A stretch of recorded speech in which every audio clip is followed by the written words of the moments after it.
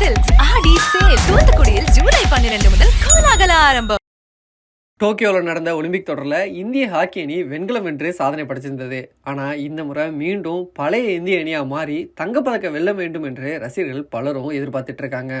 அதற்கேற்ப இந்திய அணியில் அனுபவ வீரர்கள், அறிமுக வீரர்கள் தேர்வு செய்யப்பட்டு பாரிஸ் ஒலிம்பிக் தொடரில் பங்கேற்றிருக்காங்க. பாரிஸ் ஒலிம்பிக் தொடரின் முதல் நாளான நேற்று இந்திய ஹாக்கி அணி நியூசிலாந்து அணியை எதிர்த்து விளையாடியது. தரவரிசையில் 7வது இடத்துல இந்திய அணியும் 10வது இடத்துல நியூசிலாந்து அணியும் இருக்காங்க. இதன் பின் இரு அணிகளும் ஆட்டத்தை தொடங்கிய நிலையில் முதல் குவார்ட்டர்லேயே நியூசிலாந்து முதல் கோல் அடித்து முன்னிலை பெற்றது.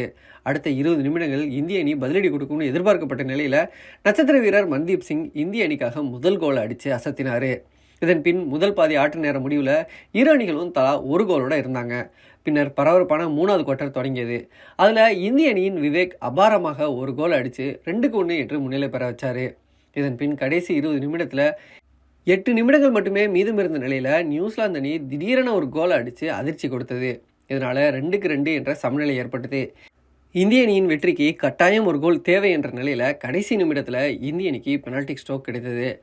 அதனை ஹர்மன்பிரீத் கோலாக்க இந்திய அணி 3-2 என்ற கோல் கணக்கில் த்ரில் வெற்றியை பெற்றது.